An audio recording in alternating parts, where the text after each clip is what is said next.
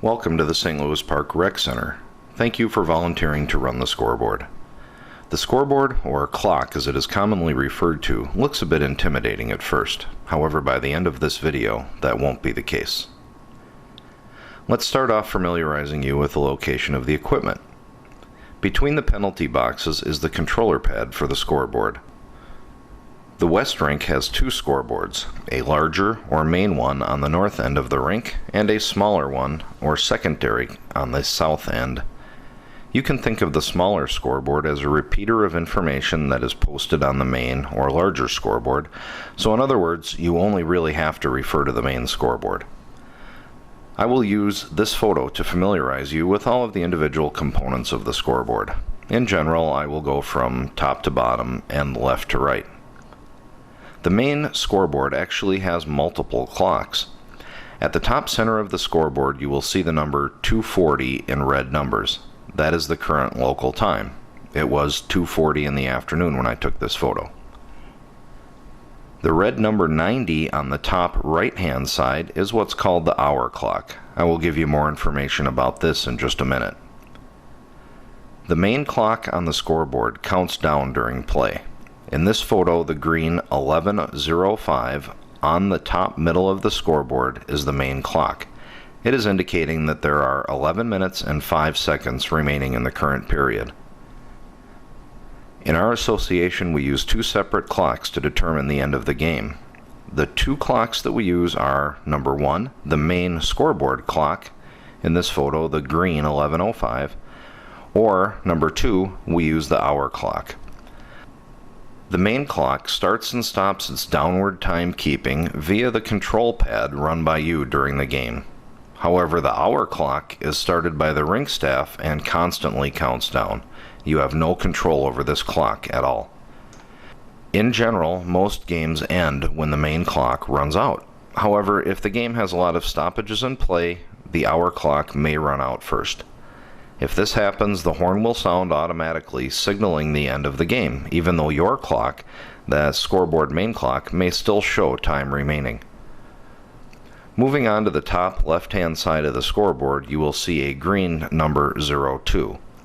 The left-hand side of the scoreboard is home team information, while the right-hand side is visitor information. Note the white words home and guest under the main clock's time display.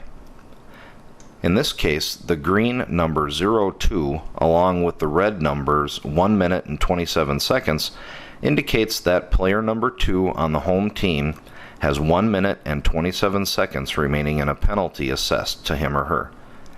We can also see that home team player number 14 is also serving a penalty and has 1 minute and 47 seconds remaining in their penalty. Along those lines, you will note that the visiting team also has two players serving penalties, number 25 and number 15. Focusing on the midsection of the scoreboard, you will see scoring and period information. Our association's league games consist of 3 periods. On this scoreboard, you indicate what period the game is currently in by illuminating a light over the current period number. In this photo, the game is in the 3rd period. You can tell this because the lights over the number 1, 2, and 3 are illuminated. If it was the 2nd period, the lights would be illuminated over the numbers 1 and 2 only. This is controlled by you. This scoreboard is used by teams that will play overtime games, so there is an OT next to the 3rd light. In a game that goes into overtime, the scoreboard operator would illuminate the light over the OT to indicate that the game was in overtime. However, currently our association does not utilize overtime. Finally, you will see a red number 1 under the word home and a red number 1 under the word guest. This is the score of the game. It is currently tied at 1-1. When you arrive at the rink, if the scoreboard is not powered, you should power up the scoreboard using these switches on the wall under the right-hand side of the scoreboard. Now that you are familiar with the scoreboard's displays, let's move on to the heart of the scoreboard system, the controller. The control panel is laid out in a logical format. It has the buttons for the home team information together. It has the buttons for the guest team information together. The buttons for the main clock together. On the right-hand side, you will have a number pad with a clear and enter button. Next to the number pad, you see a period button. On the lower left-hand side, you will see two buttons that control the penalty clocks. And at the top, you have the information display. It would be great if the scoreboard looked like this when you showed up. However, it usually looks like this. A previous game has ended and the clock was not reset. As a side note, it is a common courtesy at the end of the game to reset the scoreboard for the scorekeeper of the next game. I will take you through the steps required to ready the scoreboard for your game. First off, let's set the main clock. In order to set the time on the clock, you'll push Set Time. Now it's asking what you want. It's displaying what it currently has up, 12 minutes. So then what you'll do is you'll go over here to the number pad, and let's say we want to punch in 15 minutes. We'll go 1.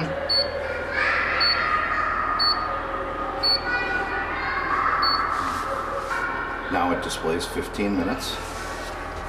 To change the score during the game, you will generally press the Score +1 button under the home or visitor area, depending on who scored a goal. However, to reset a score to a specific value, such as 0 for the beginning of a game, you will push the Score button with the period underneath it, followed by the value that you want, in this case the number 0, and then Enter. You will also notice that there are other keys on the controller pad with a period under the letters. All of these keys let you insert a specific numerical value by pushing that button, then pushing the number that you want and the Enter key. To enter a penalty, first you need to determine what team the penalty should be assessed to, either home or visitor. You will need to press the Player Penalty button. In this case, I will assign a penalty to number 14 on the visitor team. Note the display when I press the Player Penalty button. The number 1 indicates that this penalty will be assigned to line 1. For example, if a team has 3 penalties, the first penalty entered will be on line 1, the second penalty will be on line 2, and the third penalty will be entered on line 3. Even though there are only 2 lines or penalties displayed on the scoreboard, it will be keeping track of the third penalty and will automatically display that penalty when a penalty on line 1 or 2 expire. So, to enter our penalty, we have pushed the Player Penalty button. Then we need to press the Enter key. This is our way of telling the scoreboard that yes, indeed, we do wish to enter a penalty. Next, we will enter the player's jersey number, 14 in this case, followed by the Enter button. At this point, the display will show the number entered and will automatically bring up a default penalty time of 2 minutes. If the penalty is a 2-minute penalty, then you can simply press Enter to confirm this, and the penalty will be displayed on the scoreboard as a 2-minute penalty. However, if the penalty is of a different duration, you will need to enter the penalty time manually using the number pad and press Enter. In this case, it was a 2-minute penalty, so we pressed Enter to enter the penalty into the line and have displayed it on the scoreboard. Knowing how to clear a penalty is necessary. This quick scenario will show you how to do that. Let's say that during number 14's penalty, while we were on the power play, our team scores a goal. We will need to add a score for the home team, and we will need to clear the penalty to number 14 on the visitors team. First, we press the Score +1 button for the home team. Notice that the display will show the change for a second and then return to the default display. It's a good idea to look up at the scoreboard after making a change to verify that it was done correctly. Next, we will need to clear the penalty to number 14. To do this, we have to press the player penalty button on the guest side. Pressing this button will display line 2 as if you wanted to enter another penalty for the visitors. In this case, we want to clear the penalty on line 1, so we will have to press the up arrow to bring us up from line 2 to line 1. Now that line 1 is displayed, you can press the clear button to get rid of the penalty to number 14. You will see the penalty wiped away on the controller display. However, it will still be on the scoreboard until you press enter. Pressing enter is simply a way to confirm that yes, indeed, you want to clear this penalty. Once again, look up at the scoreboard to verify the changes have taken effect. Now here is a different scenario. It is the end of the second period. Player number 25 for the visiting team is in the penalty box with 1 minute remaining on the penalty when the period ends. Between periods, there is a 1 minute time period that you will be marking on the clock. You will set the clock for 1 minute and start it. If during this 1 minute intermission you do not stop the penalty timer from counting down, the time remaining on the penalty will not be correct at the beginning of the next period. What needs to happen here is that you need to disable the penalty clock from counting down while the main clock runs. To do this, you will need to push the Disable Penalty Timers button.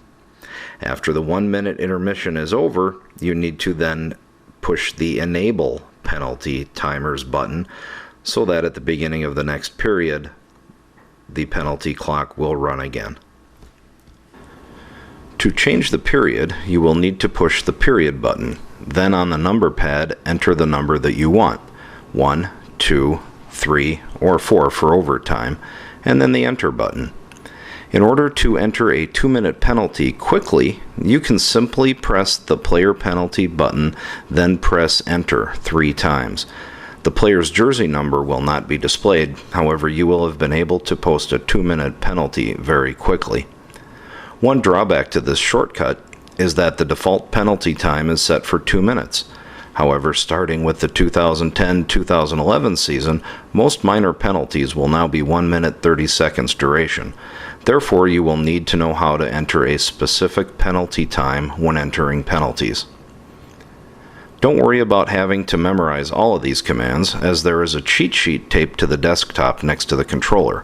However, you should be familiar with most of the commands because if you have to reference the cheat sheet during a game, you will probably be delaying the game while trying to read the cheat sheet. At any time, if you need more time to get the clock right and it looks like the refs are about going ready to start play, use the man horn button. This will sound the horn for as long as you have the button depressed. Simply give the horn a quick sound to alert the refs that you are not ready. Next to the man horn button, you will see a start and stop button. This is how you run the clock. Start starts the clock counting down, and stop stops the clock from running. Now, as a courtesy to the people coming after you, in order to clear everything, what I like to do is just work from left to right. Push score 0, enter. That'll clear the home score. Player penalties. Clear, enter. Also now, player penalty, go up to line 1, clear that. Now do the same for the guest. The score 0, enter. Player penalty. There was only 1 left on line 1, so we'll clear that out. Period 1, enter. Set the time on the clock for the 5-minute warm-up. So now the clock is set for the people coming after you. I recommend touching base with your team manager or coach regarding the specific times for the game, such as how long the warm-up will be before the game, how long the periods are, and how long the intermissions will be between periods, as some of these times are different at different age levels. Well, now you have the knowledge needed to run the scoreboard at the West Rink at the St. Louis Park Rec Center. Thank you for your time.